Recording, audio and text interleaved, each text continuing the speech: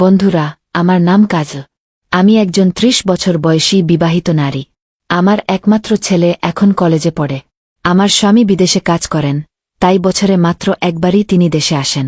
তার সেই ১৫-২০ দিন আমার জীবনে যেন এক আনন্দের ছলকানি নিয়ে আসে। কিন্তু যখন তিনি আবার ফিরে যান, আমার জীবনটা আবার শূন্যতায় ভরে যায়। হয়তো ভাবছেন, আমি একা থাকতে থাকতে কেন কাউকে আমার জীবনে নিয়ে এলাম না, যে আমার এই অপূর্ণতার অভাব পূরণ করতে পারত। কিন্তু আমি চেষ্টা করেছিলাম, আর সেই চেষ্টাতেই ধোঁকা খেয়েছি। আমি মধ্যবিত্ত পরিবারের মেয়ে। ছোটবেলা থেকেই আমাদের বাড়ির পরিবেশ ছিল রক্ষণশীল আর কঠোর। অনেক কিছু করতে চেয়েছি, কিন্তু বাবার কঠোরতা আর ভাইদের শাসনের কারণে কখনোই সাহস পাইনি। আরেকটা কারণ ছিল, ছোটবেলা থেকেই আমি একটু গোলগাল ছিলাম। দেখতে অবশ্য ফর্সা আর মিষ্টি ছিলাম, কিন্তু উচ্চতা একটু কম হওয়ায় মোটাসোটা মনে হতো। স্কুল পেরিয়ে কলেজ শুরু হল, কিন্তু ফাইনাল ইয়ারেই বাসা থেকে বিয়ের সিদ্ধান্ত নেওয়া হল। পড়াশোনায় খুব একটা খারাপ ছিলাম না, কিন্তু মনে হতো ডাক্তার বা ইঞ্জিনিয়ার তো হতেই হবে না। শেষমেশ রান্নাবান্না, কাপড় কাচা, সংসারের কাজই তো করতে হবে। তাই বেশি আপত্তিও করলাম না। বিয়ে হল। স্বামী খুব ভালো মানুষ, আমাকে প্রচণ্ড ভালোবাসতেন। কিন্তু বিয়ের পরের রাতেই বুঝতে পারলাম, আসলে বিয়ে কি। সেই রাতটা আমার জন্য খুবই কষ্টদায়ক ছিল। ধীরে ধীরে সহ্য করতে শিখলাম। তারপর এসব যেন আমার জীবনের রুটিন হয়ে গেল। সারাদিন অপেক্ষা করতাম, আর রাত হলেই যেন আমার সমস্ত আনন্দ ফিরে আসত। স্বামীও আমাকে খুব ভালোবাসতেন। কিন্তু বন্ধুরা, যেমন রাতের পর সকাল আসে, সুখের পর দুঃখ আসে, তেমনি আমার জীবনের গল্পেও মোড় এল। ২ বছর পর আমাদের ছেলে হল। ছেলে যখন স্কুলে যেতে শুরু করল, তখনই স্বামীর কোম্পানি থেকে তাকে বিদেশে কাজের সুযোগ দেওয়া হল। বেশি টাকা আর ভালো জীবনের আশায় তিনি আমাদের ছেড়ে বিদেশ চলে গেলেন। যাওয়ার সময় বললেন, কয়েক বছরের ব্যাপার মাত্র, সময় কেটে যাবে। কিন্তু সময় যেন আর কাটতেই চায়নি। আমার জীবনটা মরুভূমির মতো শুষ্ক হয়ে গেল। দিনের বেলা কোনো রকমে কাটত, কিন্তু রাতগুলো একদম শেষ হতে চাইত না। রাতভর বিছানায় শুয়ে শুধু স্বামীর কথা ভাবতাম।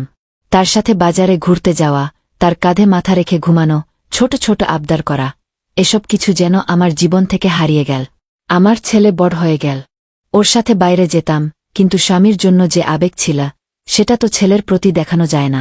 সেই সময় আমার স্বামীর এক বন্ধু হঠাৎ করে বাজারে আমার সঙ্গে দেখা করলেন। কথাবার্তার পর একদিন বাসায় আসতে বললেন। এরপর ধীরে ধীরে আমাদের আরও কিছুবার দেখা হল। তিনি বিবাহিত ছিলেন, পরিবারও ছিল। কিন্তু কেন জানি না, তার প্রতি আমার মন টানতে শুরু করল। কিছুদিন পর তিনি আমার প্রতি ভালোবাসার কথা বললেন। আমি তো এতদিন ভালোবাসার জন্য হাহাকার করছিলাম। আমি কিছু বলতেও পারলাম না, ফিরিয়েও দিতে পারলাম না। ধীরে ধীরে আমিও তার প্রতি দুর্বল হয়ে পড়লাম। তার সাথে কাটানো প্রতিটি মুহূর্ত আমাকে এক নতুন আনন্দে ভরিয়ে দিল। আমার একাকিত্ব যেন দূর হয়ে গেল। তিনি আমার অপূর্ণতা বুঝতেন, আমাকে অনুভব করতেন, আমাকে বিশেষ মনে করাতেন। তার মিষ্টি কথা, যত্নশীল আচরণ, আর কিছু মধুর মুহূর্ত যেন আমার নতুন জীবনের আশ্রয় হয়ে উঠল। কিন্তু সমাজের সাথে সাথে বুঝতে পারলাম, তার ভালোবাসার আসল সত্যটা কতটা কঠিন। তিনি শুধু আমার একাকিত্ব আর আবেগের সুযোগ নিয়েছিলেন। আস্তে আস্তে দূরে সরে গেলেন, একদিন পুরোপুরি মিলিয়েই গেলেন। তখনই বুঝলাম, আমি তার কাছে শুধু একটা খেলা ছিলাম, তার চাহিদা মেটানোর একটা মাধ্যম মাত্র। এখন আমি সম্পূর্ণ ভেঙে পড়েছিলাম। যে ভালোবাসার জন্য আমি এতদিন তৃষ্ণার্ত ছিলাম, সেটাও আমাকে প্রতারণা করল। মনে হচ্ছিল, আমার জীবনের সব স্বপ্ন একে একে ভেঙে চুরমার হয়ে যাচ্ছে। বুকের ভেতর গভীর ক্ষত নিয়ে একা হয়ে গিয়েছিলাম। কারো ওপর আর বিশ্বাস রাখার মতো মনোবল ছিল না। মনে হচ্ছিল, আমার চারপাশের সব রং হারিয়ে গেছে। জীবনটা এক ঘোর অন্ধকারে ঢেকে গেছে, প্রতিটি দিন যেন এক বিশাল বোঝা। আমি কেবল বাসায় বসে থাকতাম, সারাদিন পাগলের মতো টিভির সামনে বসে থাকতাম, আর অথা খেতে থাকতাম। আগে থেকেই আমার শরীর ভারী ছিল, কিন্তু এখন সবাই বলতে শুরু করল, কাজল আরও মোটা হয়ে গেছে। তবে এসব কথায় আমি আর পাত্তা দিতাম না। আমার ভাবনা ছিল, এখন আমাকে দেখার মতো আর কেই বা আছে। আমার ছেলে কলেজে যাওয়া শুরু করল। নতুন যৌবনের উচ্ছ্বাসে ও নিজেকে ফিট রাখার জন্য জিমে ভর্তি হল। কয়েক মাসের মধ্যেই ওর শরীর গঠিত হয়ে গেল, দেখতে আরও আকর্ষণীয় লাগছিল। একদিন ছেলে এসে আমাকে বলল, মা, তুমি কেন জিমে ভর্তি হও না? সবাই বলে তুমি মোটা। তুমি একবার দেখিয়ে দাও, তুমিও ফিট হতে পারো। প্রথমে আমি রাজি হইনি, কিন্তু ছেলের অনেক অনুরোধে আমি শেষমেশ ঠিক করলাম, যে জিমে ছেলে যায়, আমিও সেখানে ভর্তি হব। সেখানে আমার পরিচয় হল একজন বন্ধুর সঙ্গে, তার নাম সন্দীপ। বয়সে আমার ছেলের চেয়ে বড়, তবে ওদের মধ্যে দারুণ বন্ধুত্ব ছিল। সন্দীপ আমাকে ধৈর্য ধরে সব বুঝিয়ে দিল, এমনকি আমার জন্য আলাদা ডায়েট প্ল্যান তৈরি করে দিল। কি খাব, কখন খাব, কি খাব না, সবকিছু।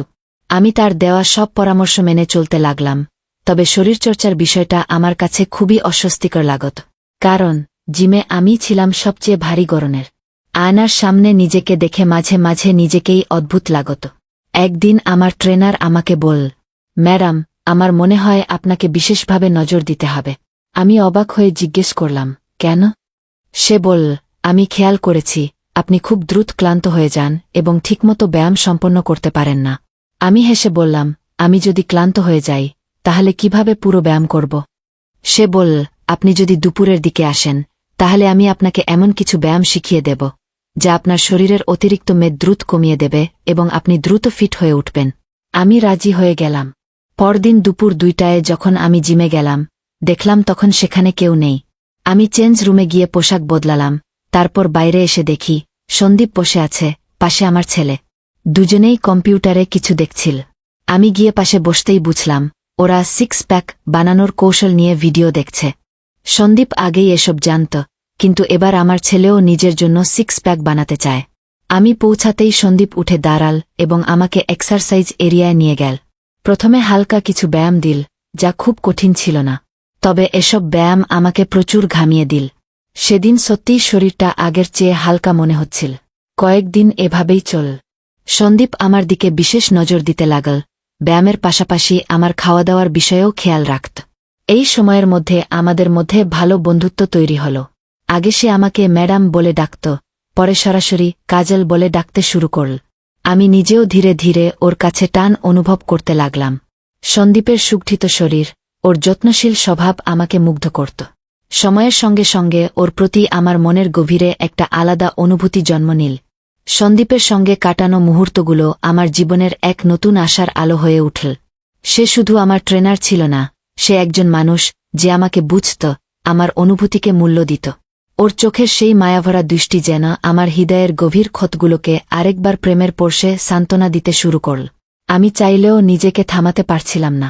আমরা প্রায়ই এক্সারসাইজ শেষ করার পর একসঙ্গে বসে গল্প করতাম, জীবনের উত্থান পতন নিয়ে কথা বলতাম। সন্দীপ আমাকে আমার জীবনের গল্প জিজ্ঞাসা করত, আর আমি আমার একাকিত্ব, দুঃখকষ্টের কথা ওর সঙ্গে ভাগ করে নিতাম। ও মনোযোগ দিয়ে শুনত, যেন আমার প্রতিটি শব্দ ওর হৃদয়কে ছুঁয়ে যাচ্ছে। একদিন জিমের পর আমরা বাগানে বসেছিলাম। তখন মনে হল, এবার আর আমি আমার মনের কথা চেপে রাখতে পারব না। সন্দীপের উপস্থিতি আমার শূন্য জীবনে আবারও রং এনে দিয়েছিল। আমি আর চুপ থাকতে পারলাম না। আমি বুক ধরফর করা কণ্ঠে বললাম, সন্দীপ, আমি তোমার সঙ্গে একটা কথা বলতে চাই। তোমার সঙ্গে দেখা হওয়ার পর মনে হচ্ছে আমার শূন্য জীবন আবার নতুন করে আলোর দেখা পেয়েছে। জানি না এটা কেমন অনুভূতি, তবে এটুকু জানি যে আমি তোমাকে ভালোবেসে ফেলেছি। সন্দীপ আমার চোখের দিকে তাকাল। কয়েক মুহূর্তের জন্য নীরব হয়ে গেল। তারপর সে ধীরে ধীরে আমার হাত নিজের হাতে নিল। ওর চোখে একটা গাম্ভীর্য ছিল, আর খুব কোমলভাবে বল, কাজল, তুমি একজন অসাধারণ মানুষ। তোমার মন অনেক নির্মল, তোমার অনুভূতি খুব সত্যি। আমি সেটা বুঝতে পারি এবং সম্মান করি। কিন্তু তোমাকে একটা কথা বুঝতে হবে, তুমি একজন বিবাহিতা নারী। আমি তোমার মনের অবস্থাটা অনুভব করি, কিন্তু আমাদের এই সম্পর্ককে আমরা ভালোবাসার নাম দিতে পারি না। ওর কথায় আমার মুখে হঠাৎ করেই এক ধরনের বিষাদ নেমে এল। কিন্তু সন্দীপ আমার দিকে তাকিয়ে মৃদু হেসে বল, কাজল, ভালোবাসার মানে সবসময় একটা সম্পর্ক হওয়া নয়। কখনো কখনো কারো প্রকৃত বন্ধু হওয়া, তার সুখ দুঃখের সঙ্গী হওয়াই সবচেয়ে বড় ভালোবাসা। আমি সবসময় তোমার পাশে থাকব, কিন্তু আমাদের এই বন্ধনকে অন্য কোনো রূপ দেওয়া ঠিক হবে না। ওর কথাগুলো আমাকে নাড়িয়ে দিল। আমি বুঝতে পারলাম, হয়তো আমি আমার একাকিত্বে এতটাই হারিয়ে গিয়েছিলাম যে সম্পর্কের সীমারেখাটা বুঝতে পারিনি। সন্দীপ শুধু আমার আবেগকে নিয়ন্ত্রণ করতেই শেখাল না, বরং এটা বোঝাল যে ভালোবাসা মানেই কেবল একসঙ্গে থাকা নয়, কখনো কখনো বুঝদারির সঙ্গে সঠিক সিদ্ধান্ত নেওয়াটাই প্রকৃত ভালোবাসা। সেদিনের পর আমি আমার হৃদয়ে ওর প্রতি জন্ম নেওয়া অনুভূতিগুলো শান্ত করলাম। জানতাম যা হয়েছিল তা ছিল জীবনের এক নতুন মোড়। তবে সন্দীপের সঙ্গে আমার সম্পর্ক আগের চেয়েও গভীর হয়ে উঠল। একটা বন্ধুত্বের সম্পর্ক, যেখানে দুজন দুজনকে শ্রদ্ধা করত, কিন্তু কোনো প্রত্যাশা ছিল না। তখন আমি সত্যিই অনুভব করলাম, ভালোবাসা মানে কেবল কাউকে পাওয়াই নয়, বরং তার সুখের জন্য সঠিক সিদ্ধান্ত নেওয়াটাও এক ধরনের ভালোবাসা। বন্ধুরা, আজকের গল্প এখানেই শেষ। আপনাদের কেমন লাগল তা কমেন্টে জানান। যদি গল্পটি ভালো লেগে থাকে তাহলে ভিডিওতে লাইক দিন, চ্যানেল সাবস্ক্রাইব করুন আর বেল আইকন চাপুন, যেন আমাদের নতুন ভিডিওর নোটিফিকেশন সবার আগে পান।